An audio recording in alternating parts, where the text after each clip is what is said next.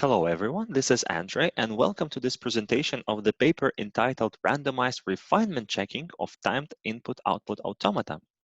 So what is a timed input-output automaton? Well, it is defined as a tuple with 6 elements. On the right side, we can see an example of a researcher automaton that has 3 locations, ID 0, ID 1, and ID 2, with the location ID 0 being the initial one. It also has clock X that is used to represent time. And the researcher automaton can do some work by traversing the edge from ID 0 to ID 2 with the action W, which is an output action and is denoted by the exclamation mark. And this edge is only enabled when X is greater or equals than 8, which is a guard on the edge. Also, we have invariants on the locations, such as on ID 0, we have an invariant requiring X to be less or equals than 10.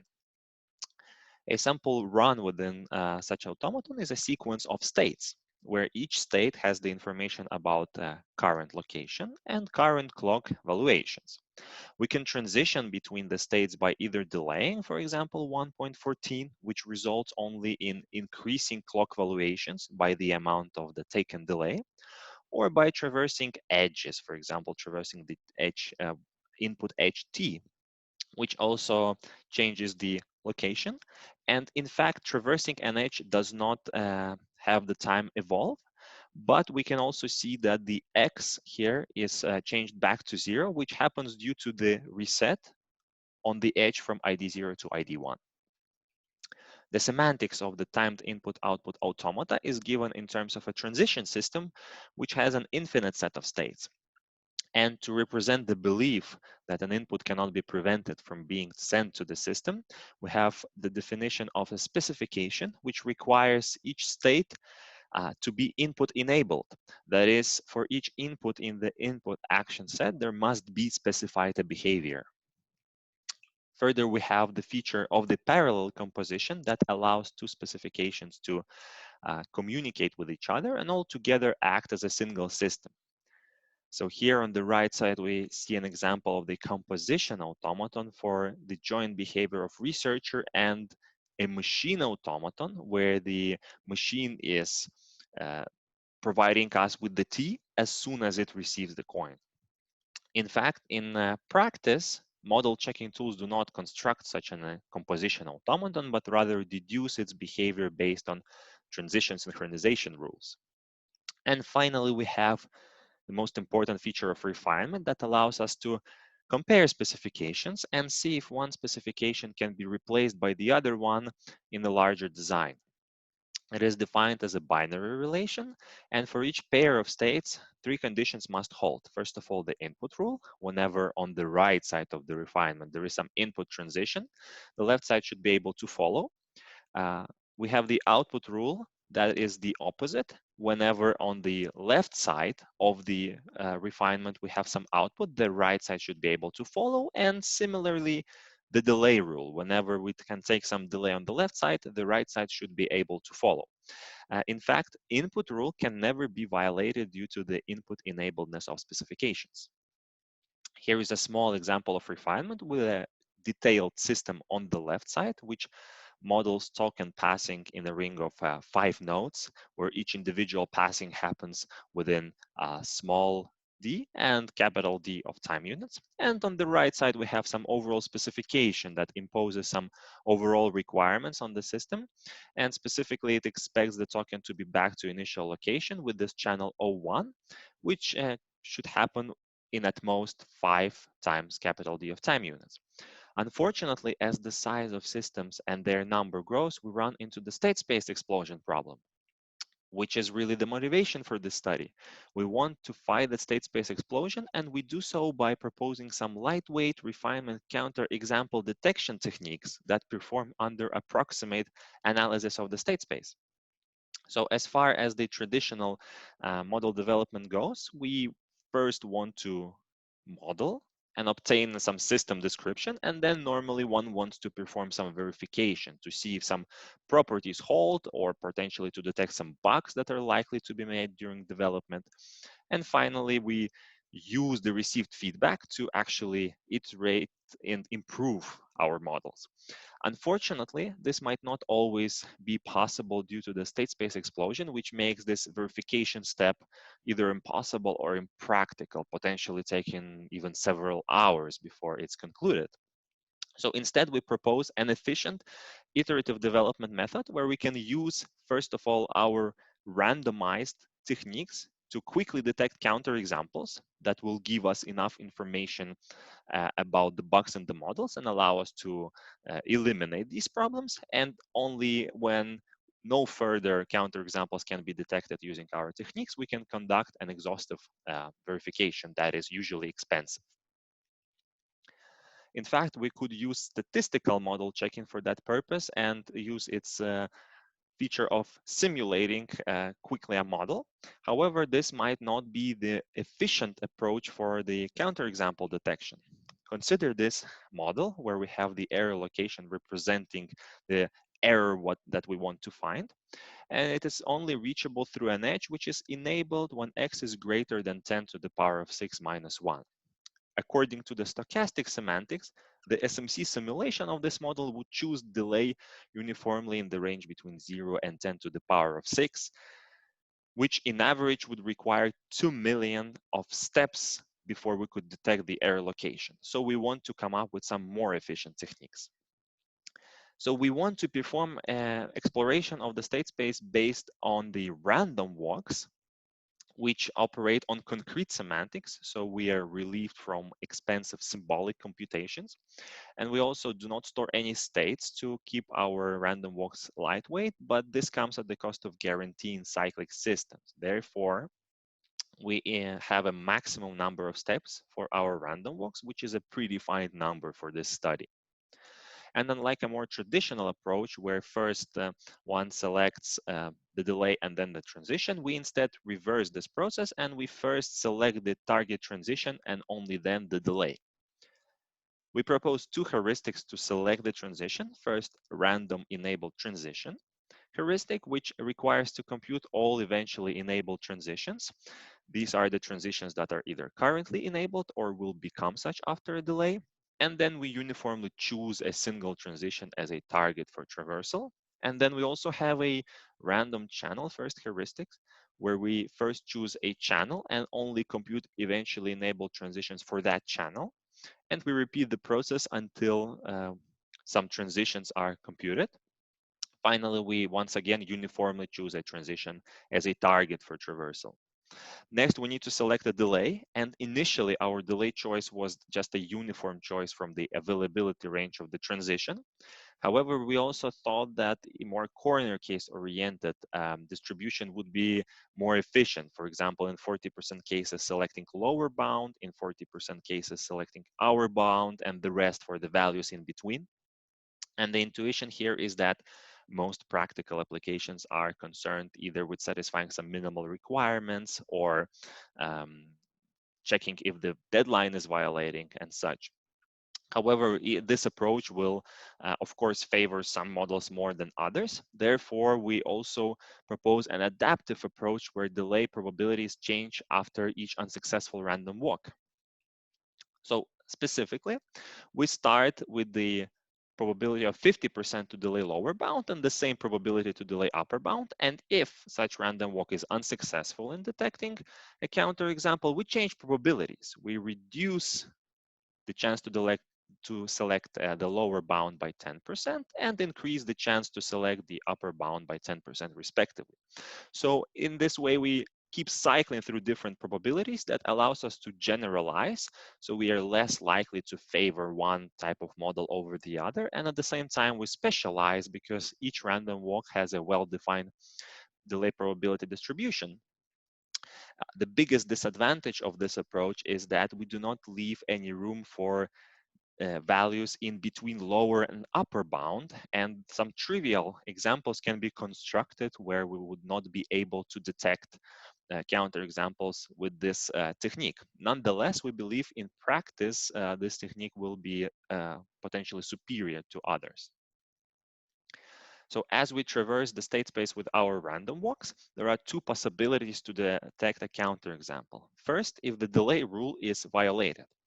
So consider this example where we have two automata, or rather two arbitrary locations in automata, for which we're trying to check the refinement.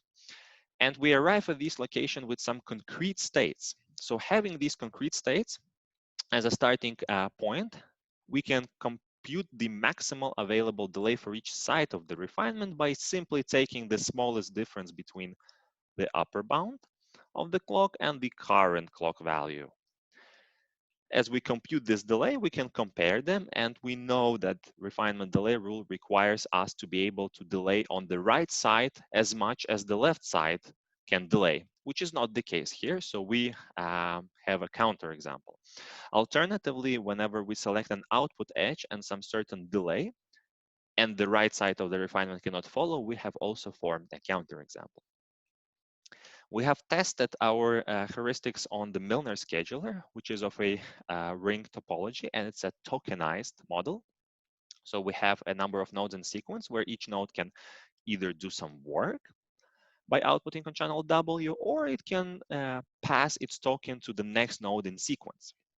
Here we have the template from the tool upal-egdar, which is used to instantiate an arbitrary amount of nodes. And also we have a template for the overall specification, which imposes the requirement that the work by some node, and specifically we require the node with ID 0 to perform its work, and it should take at most n+1 times capital D of time units. We also modify this invariant to introduce some violations to be found by our heuristics.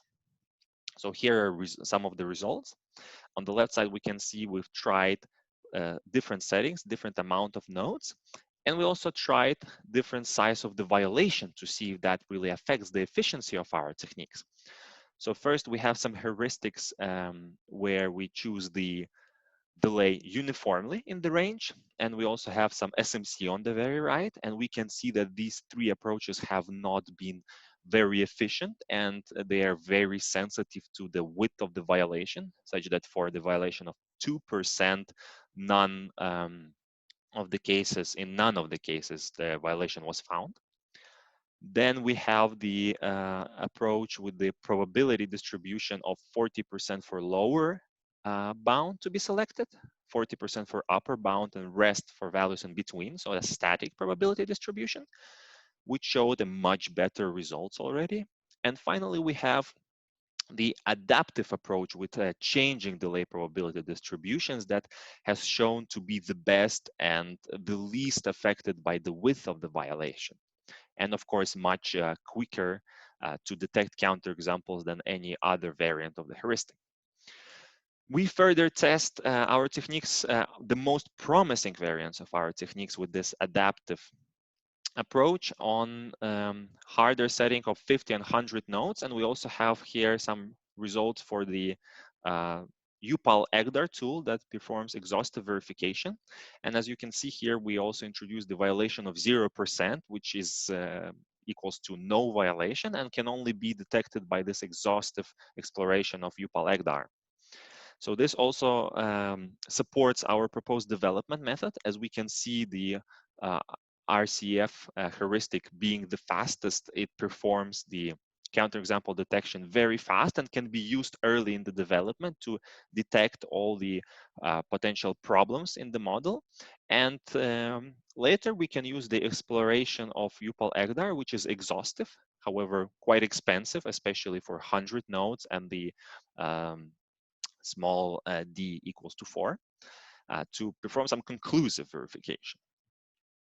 We also tested our promising techniques on the difficult setting with amount of nodes up to 500 and the violation of only 2% to see how well it performs.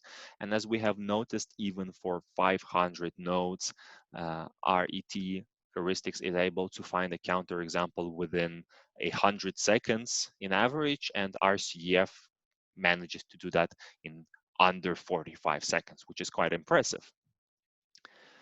We have also performed some tests on the leader election protocol that is also of a ring topology.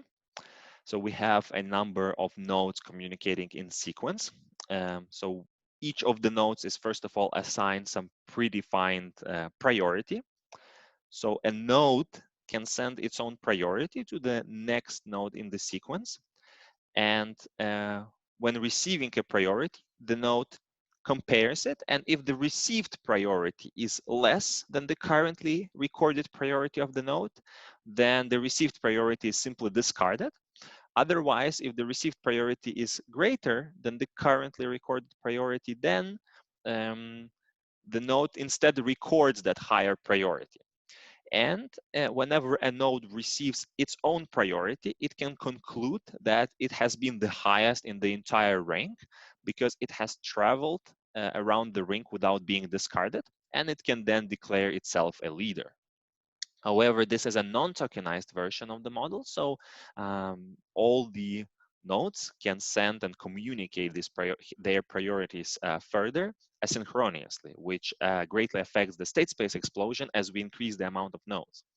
Here we again have the template for the node, for the UPAL EGDAR tool on the top right, and we also have some overall specification on the bottom right, where we require the node 0 to be elected as a leader, and this has to happen in at most n times max d of time units.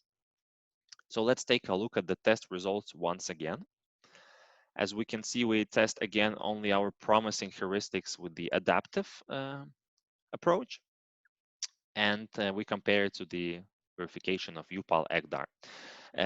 Already for 7 and 8 nodes, the UPAL EGDAR fails to find counter examples within an hour of time given for it to do so. And our heuristics, especially RCF, in almost all of the cases is notably faster, in fact, significantly faster, and it's often able to find a counterexample in just under a second. We also tried to perform some mutation testing where we had a number of mutants. For example, a mutant which has the initial location invariant bound doubled, or for example, where we change the priority so that the node forgets to record the received priority. And this is done to support our proposed development method. So first we test where there is one single node in the ring that is a mutant. And we also test the cases where every single node in a ring is a mutant, which is quite likely to happen in the templatized development. So we can see here that it is quite difficult for the symbolic verification of UPAL EGDAR to find the counterexample for 7 nodes in most of the cases. In the first 3 mutants specifically, it cannot find a counterexample in the given time at all. While for our heuristics, and especially the RCF, it can find a counterexample almost instantly. And as for the future work, one of the most important points is that we want to try to test these heuristics on more models, on timed automata or stopwatch automata, for example, and for some other analysis problems than refinement. So currently, this is the work in progress, and we're testing it on different models as well as the verification of reachability. And that concludes my presentation. Thank you.